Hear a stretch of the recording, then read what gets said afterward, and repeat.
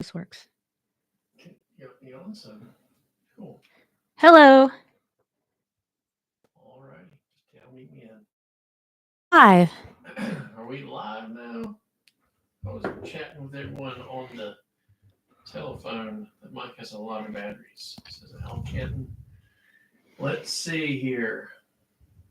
We'll just wait until it catches up on my end here. And then we'll get going. When it clicks, and we'll get really excited.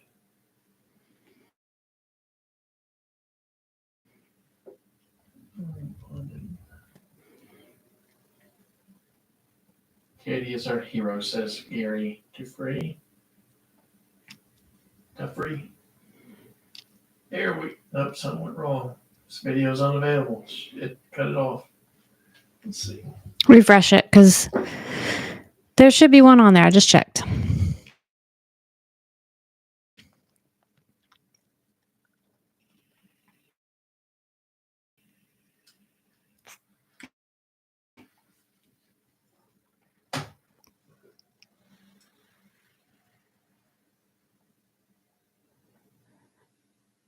No. It says it's been removed by the uploader.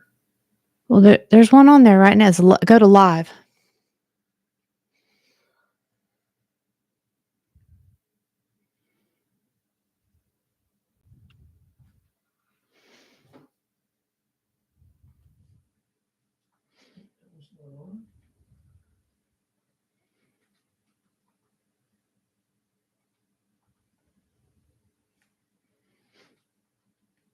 Go. Try this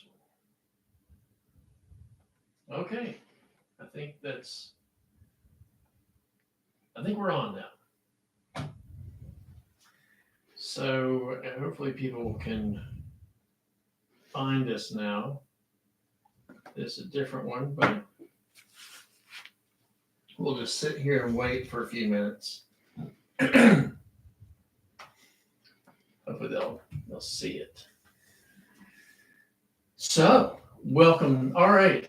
Equisnate, lots of riveting conversation on pants. Well, man, hopefully all of y'all talking about wearing shorts and pants. I was watching it as Katie was getting everything fixed. Hopefully they'll realize that no one else is listening now and switch over to the new conversation. G'day, Ken. Down at the Gulf Shore show, I was talking with Marcus Beaver, and he said that he always likes watching me start with Fish Wednesday. He kind of laughs every time I'm rubbing my hands together. And as he was getting ready to tie one of his demo flies, he noticed he was rubbing his hands together, getting ready to go. What's up, fly fish? So hopefully we'll Al's back. So Al, Dan was saying y'all are having a riveting conversation about pants. So we'll have to put that on the back burner as we get to tying. Big congratulations to my wonderful wife, Katie, for working out some bugs. We have a new internet system, and today we're trying out. And if it crashes or if it doesn't, we've got another backup for next week or whenever we're back. Hey, Troy. Hello. So we got a few different options what we're going to do, but this is a new one. So hopefully we'll be all clear now. So with that said, when I was down when we were in Colorado and we were hanging out at Charlie Craven's shop, we learned about the Timmy.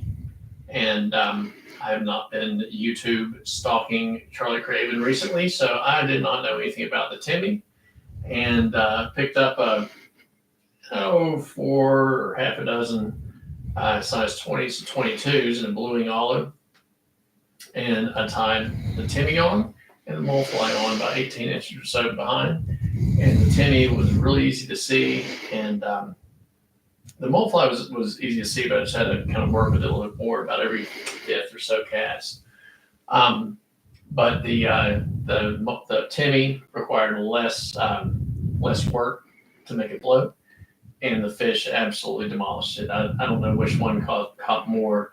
This was a great pattern there in those smaller sizes, and here in East Tennessee. And also when we go up to Daddy's on May 31st, when I'm doing some fishing there, This in a size 14, and I'm going to tie in a size 16 as well. And the PMD or sulfur variation hopefully will be equally as productive.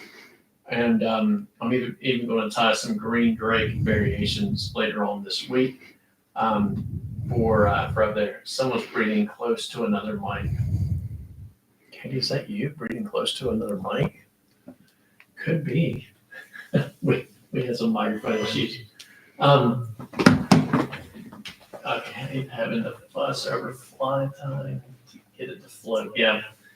Well, the good thing about this is with the mole fly behind it, it sunk down, and if I couldn't see it when that mole fly went zipping, or when the Timmy went zipping, it went. So here is a size 16 I just whipped up, and if you'll switch us over here, Katie. This is the PMD variation, and I was sending Charlie Craven some of my pictures last night of what I was doing, and it took about 4 tries before I got the wing thin enough. So you can probably, I'd say Steve's counting the fibers right now. There should be half as many in the side as there in the front, because it's one piece coming out the front and then that amount split on the sides. But it's a very thin wing here. And so that's kind of the profile. You got our nice split tails there in the rear, and our brown abdomen and sulfur-ish, light yellowish thorax. So that's what we're going to do. We have 14 more on the ones. Yeah, I just kind of roughly counted it. So, or when I say roughly counted, I just grabbed it and split it. So let's do this. And I haven't talked to Katie about this. Let's switch back over to me. I'm going to grab something, hopefully that's sitting right here.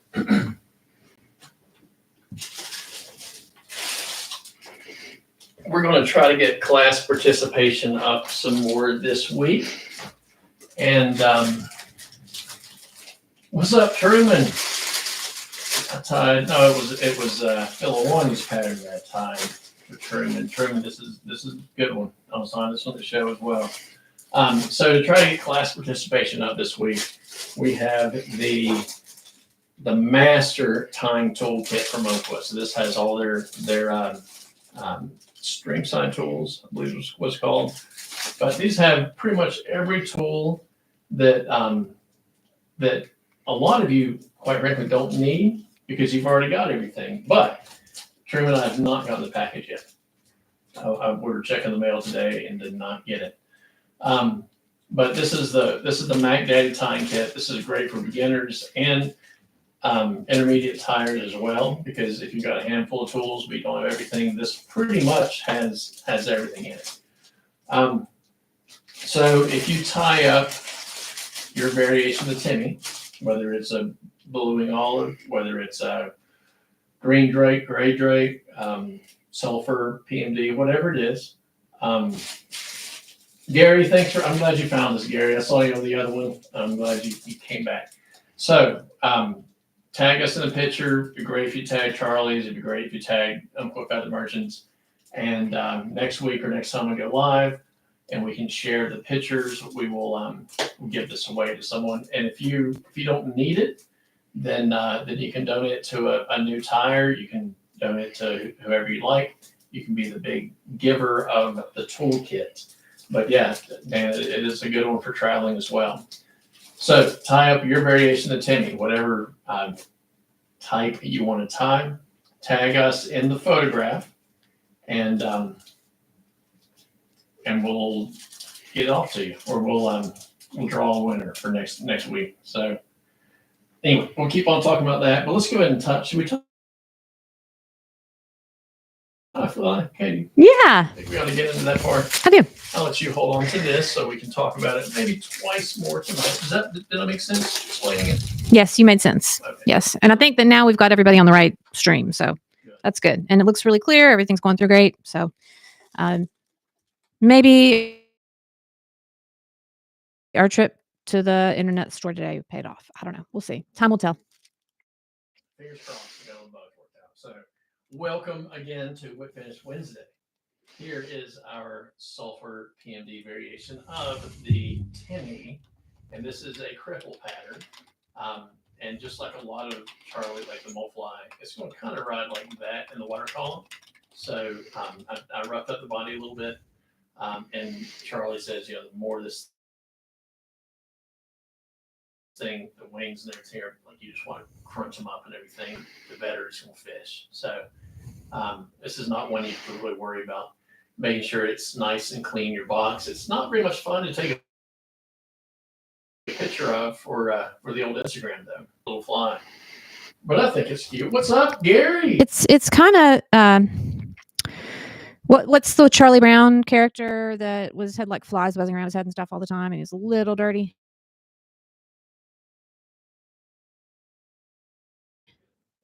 Someone tell us.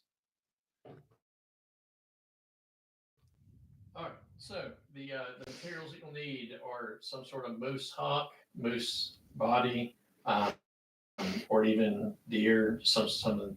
But technically, if you got a moose hock, and this is compliments of Al Canton.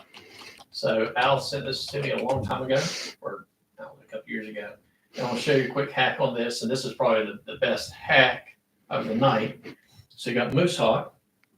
I'm going to use 18-aught Semperfly Nano Silk for the thread. For the hooks, I'm going to use a Tiemco 2487. I'm going to probably tie some size 16s because I tied a few 14s earlier. And you can go all the way down to 22. I guess you get down to 24 in a bluing olive if you want to. But in Colorado, the 20 and 22 I was having a lot of luck with on the bluing olive. Sulfurs, I'd probably say 14, 16, maybe 18s. And green grape 12s and 10s. What am I missing? So dubbing, I want to use the Nature Spirit Hare's Mask dubbing, and this has that Antron kind of flash in it as well as Hare's Mask. And I want to use brown for the body. And I had to mix up because I didn't have officially light yellow. So I had to mix up some yellow and cream to make a light yellow. So that's what I'm going to use. And here is the hack we'll go over. And this is going to be really cool for really any kind of tailing material, or like moose or deer that you're using for tailing material that that you just have to get a handful of fibers out at a time. So I just cut off a little clump off of my off the hide. I want to clean it just like I always do. Just clean it out. No big deal. And we'll go and stack it. So we stack it once. Or once.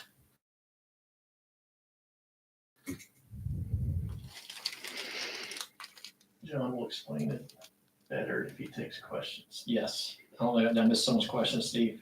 I'll try to explain this. All right. I'm going to get some thread. Doesn't matter what kind of thread it is. This is 12-aught primrose, I believe, because it was something I was using for a different sulfur.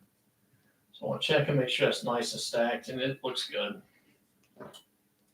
Pull that off. So see what I've got now? Little stack. I'm going to take my thread, pinch my thread, maybe pinch it. This, I'm going to just tie this together in one little bundle here. Pull nice and tight.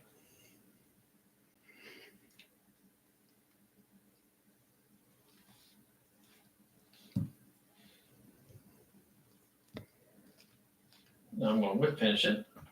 It's going to be a little tricky. Oh, I mean, you can see it. There we go. So whip pinch this.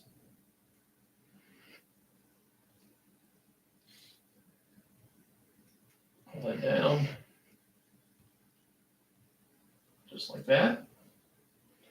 And then we'll cut off my tags and everything and cut off those butt ends. Good evening, Michael Terry. They get angry easily. Who gets angry easily? Cut that off. We'll come right here and cut the butt ends off to kind of just clean it up, make it look kind of nice. And now, and just for the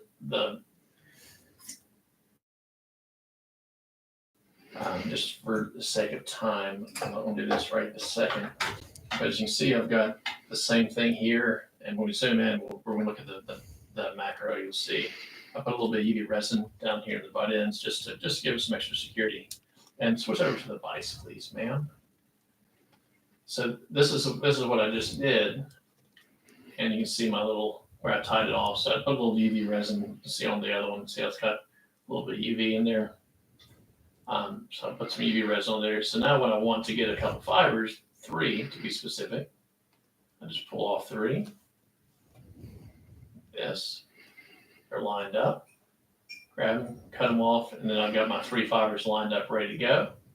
I don't have to stack 3 fibers or try to line up 3 fibers by hand. It saves a ton of time just getting that little stack of moose off. You can do this with a lot of different materials. You see how those are nice and lined up. Really cool. So is that a cool little hack, guys? I think it's pretty cool. But we'll go ahead and get going on the fly stuff. I'm going over everything. Hopefully I can see the comments. I hope. Okay, so I've got my thread. I'm going to use the Nano Silk wax. And if Gary's still on, he can tell us exactly what it is. There we go. Good trick. I'll remove the ones with broken tips first. I would too, but I didn't see any, Steve. But trust me, you're too busy counting fibers that you forgot to tell me to put the hook in the vise first. Thanks, Nan. I appreciate it. All right. So I'll get this put in here nice and straight-ish. Like that. And I've got that little bit of wax on my NanoSilk. Yeah, the camera does show everything. And that little bit of wax just makes that first little bit, just gives it a little extra grip, and gives the hook shank a little bit extra grip as well. And like I said, this is the 18-aught classic, or 18-aught NanoSilk. And we're going to bring the thread to just before it's vertical, so right about there. And I'm going to get my little fibers. Let's see. We'll do the one that I just put together. So here they are, broken tips. Let's see. I mean, it looks pretty good. I bet there is a broken tip in there. So I'm going to grab 3. So 1, 2, and 3. So see, I grabbed this 3 off of there. One like that.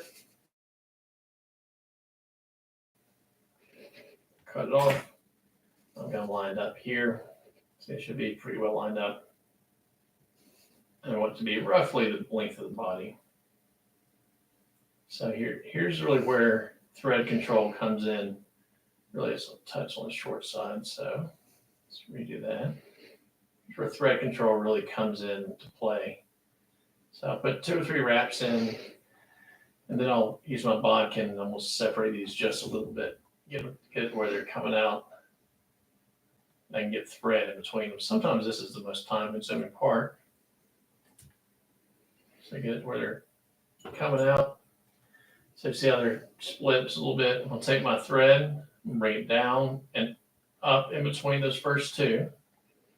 So see how I kicked that one out? We'll put 2 wraps in, and then, yeah, that's right. I'll take my thread up again. I'm going to bring it down around that far one. Now I'll go ahead and wrap on up. Keep those fibers on top of the hook shank, if possible. If you got enough to grab onto, you can just grab and rip it off. In this case, I don't, so I'll just pull it up. You got a nice piece of hair to start with. Yep, always I have is from the mane, can I use the tail? I would say starting off with you could. I mean, you don't have to. The tip's going to be a little bit thinner, but as you can see, these are pretty darn thin as well. So I'm going to get my bodkin again, prop that bottom one up, bring these 2 down just a little bit. We've got a nice, it's hard to tell with my vise being black, but we've got a nice split tail there. One of the things with the hawk is it's not going to flare as much. So that's just something to keep in mind. You can see there's a slight kink in mine where I tied it in first and then I lengthened it just a bit. All right, so I'm gonna get some brown hare's mask dubbings. It's from Nature Spirit. And this is one area that I was kind of messing up. This needs to be pretty darn thin. I should take my own advice. Remember, this is a mayfly. This is not a, oh, it didn't work. The magnet on the light got me. This is not like some big fat caddis or anything. It's not really meant to be it could be a tractor, but it's not meant to be big and gaudy. It's just meant to be a nice little buggy mayfly. So I'm doing a nice thin noodle. As you can see, it's pretty thin right there, but I'm just gonna build it up one little pinch at a time. There can be a slight taper in it, that's fine. But when all else fails, make it thin. That might be enough.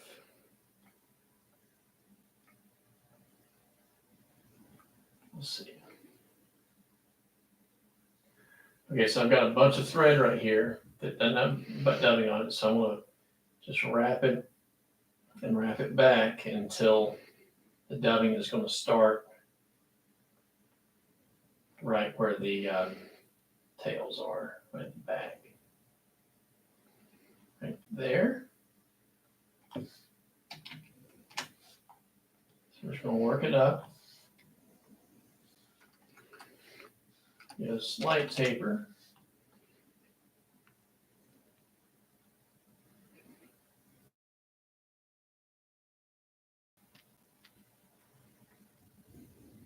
Just like this. And like I said, that's a pretty tight noodle. That should be okay. See how kind of scruffy that is? That is fine. Because when we get done with it, we'll scruff it up some more. So I'm not gonna cut any of that off. I won't do anything. The hook does have a barb, man. This is hare's mask and a little bit of antron. That's what this is, what this dubbing is. So I'm gonna take my thread and work my way back, and we'll get it kind of on top of that my dubbing there. So where it goes about there, this is really gonna be the back of your thorax. So you don't want it too far. You want the thorax to be somewhat prominent. Now I'm gonna take my wing material. And this is going to be what's going to be tough for y'all to find. So if you order it from Charlie's Fly Box, order it there. This is macrame yarn that I've just mixed different colors of. This is basically meant to be a tan. Once again, didn't have the right color, so I just kind of mixed my own. And I put a little bit of yellow in there, just like maybe half a dozen strands of yellow, just for the fun of it. But this should be like a creamish, light tannish color. If I was trying to tie one with just stuff I had laying around, you'd use like poly yarn would be good. Some use parachute post board, you use EP fibers, you use a lot of different things. But just imagine the color of the wing of whatever type of fly, whatever type of insect you're trying to imitate.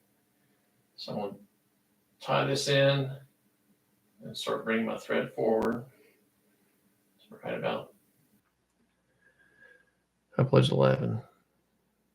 All right, we're back live again.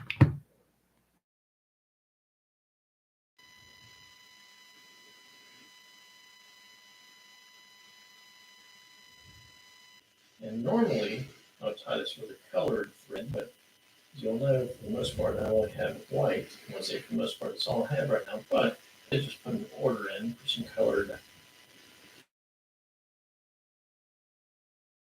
Center Fly 18-aught nano silver. Okay, so we've got our noodle made. Just sent in before, went back. That dubbing starts right here, right behind his tails. Just like this.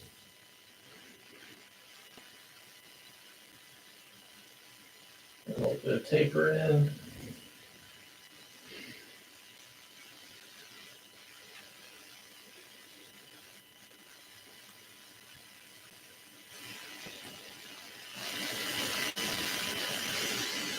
Like that. And thread back about right there.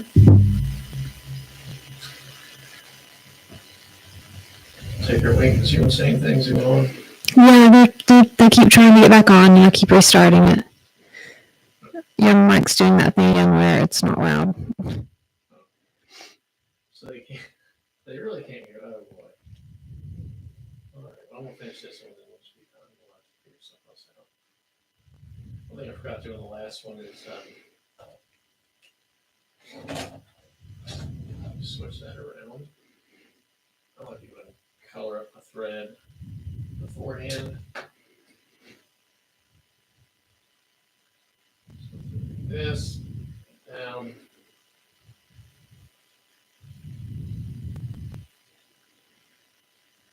Bring this forward.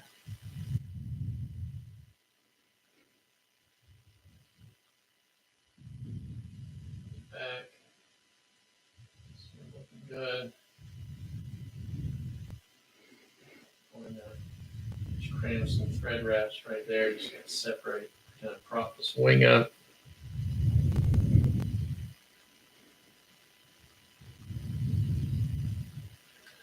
Now we'll get our dubbing back out. I think that I got your microphone working again. Yeah, it's good. Yeah, it looks like it's doing fine now. Now, maybe people can hear us. So I'm just going to dub this up again. It's amazing. I think the thorax uses as much or more dubbing than the abdomen does. So don't be shy with it, as they say.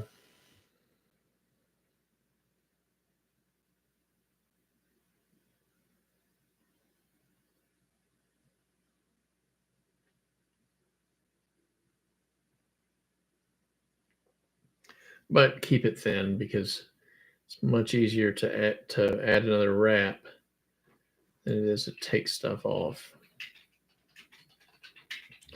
Build that up just a little bit.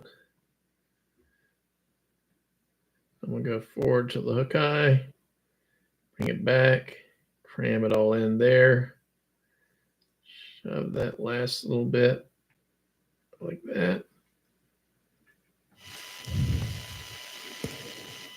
Is one, yeah, it is loud. Someone saying something's loud. Someone say my mic's too loud. Okay. So for Al. We are truly live now, yes. Okay, so now I've got so I think this is where you all left off last time. I think roughly, if you can see this. So I just, that part that's built up, I'm just going to split this wing apart, kind of have it go like that. And just because I do need to get some colored Semperfli 18-aught, but the white's nice because I can just color it whatever color I want. So I just put a little yellow in there and pull all the side wings back and this front, put just like a little bit of a bubble in there, just a little bit. I like putting it in a little bit bigger than normal. My bobbin keeps sticking to my light because the light's magnetic. Okay, you can see how that's a little bit too big, just a touch. So I can pull this up. This is going to move that thread back a little bit and shrink that up a little bit, so I can get it just the size that I want. Because that's going to make a little bubble. It's going to help it float. It'll still touch on the big side, so let's make it down. Yeah, like that. Yeah, your volume looks much better now. Couple wraps behind it to lock it in. Too.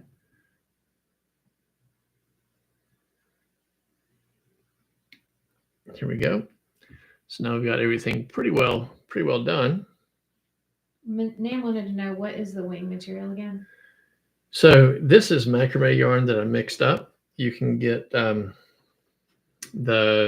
specific stuff from Charlie's Fly Box with the different colors, and just look and see what, I think this one's called Bug Wing is what this color is called in Charlie's, but depending on what the hatch is, what we're trying to represent, it'll be pre-mixed. If you guys don't have the wing material or anything close, you can just use poly yarn, something to use like EP fibers. You can use any sort of like floating synthetic material. That way you don't have to wait on getting the right colors and stuff in, because I literally just got some macrame yarn and mixed up 3 different colors, so I got kind of close to what I want. But you really want like a creamish color. So we'll finish there, and like I said, with that silk, I can cram those in there and pull it tight. Now I can cut that off. And let's see, we can switch back over to the vise. Sure. So we got this done. So I'm just going to pull all this up, pull it straight up, and pull it forward just a little bit. And we want this to be, the length of the wing. Like if this was a standard dry fly. So about like that. And now we'll just kind of work with it, pull the stuff down, pull this out. Does not have to be at all perfect. The more like messed up it is, the better it is. But roughly that's it. And then the final step is to take a little brush, a little Velcro, a little something, and get in here and just kind of rough that up, because the body part of it, the abdomen, is going to be down in the film. So it's okay if that's roughed up, because that'll help it absorb some water. And if you have any bumps or anything in your dubbing, that's a good place to kind of get them out. And if you got any long stragglers you want to cut out, feel free to cut them out if you like. But yeah, that. Everybody says that the volume is good, perfect, better than. Well, I'm glad the volume turned out well. I'm glad you guys can. That's roughly it. So I don't know if we'll do the drawing next week, but because we might want to do it again, so we actually get some people on. But we'll start it now, and we'll go until we get enough not subscribers, but enough entries. But we'll give away this Umpqua tying kit. And so if you do this, you'll switch it back over to me, please. Yes. If you do this fly, obviously tag us in the picture. And it'd be great if you could tag Charlie's Fly Box and Umpqua Feather Merchants, because this is a commercially available pattern for them. And either next time we'll eventually go live and give away. We'll do a drawing, give away that tying kit. But in the meantime, Katie has one cool picture of Phil Awani's Awani done. Yes, tied by Ken B. Right? Yep, can be. Ken, thanks for sending in your picture this week. They'll switch it over to you so they can see you in your pretty shirt, because you weren't in broadcasting when you're talking about having that shirt I on. thought that I was. This is Ken's picture of the Awani done. Several of them.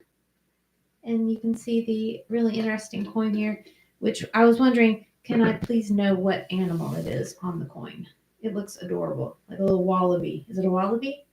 I'm just guessing that. I don't know. But thank you, Ken, for sending that in. And here is my Charlie's Fly Box shirt that I got when we were in. It's kind of like the Major League Baseball shirt, obviously. So I thought that was really cool. Thank you, Ken, for sending that in. All right. I'm telling you what, this show is really difficult when you can't see any of the comments. So we might do this pattern again, because I'd actually like to do it right for you guys so you can see it. But thank you so much for joining us this evening and for hanging out. And I will turn it over to Katie so she can read your comments and tell everyone goodbye. Thank you guys for joining in. Thanks, man. Thanks, Steve. Thanks, Gary and Ken and Jeff Rowley and Al and everybody else who joined in tonight. Steve, thank you for joining in. Thanks for bearing with us. I really appreciate it. Hopefully we'll get this stuff worked out sometime. It's making me lose my mind. So this is here's my Instagram. Go follow it. here's my other daughter, Tegan. You guys got to meet Claire the other week, and Tegan is a nursing student now. She's just got back from Target because I just got bored and walking around Target. Okay, so she just got back from Target, and but she's doing her nursing right now, and gonna graduate here in a year or so. So we're excited about that. But Thanks for joining us tonight, everybody. Have a wonderful evening, and we will see you soon. Bye.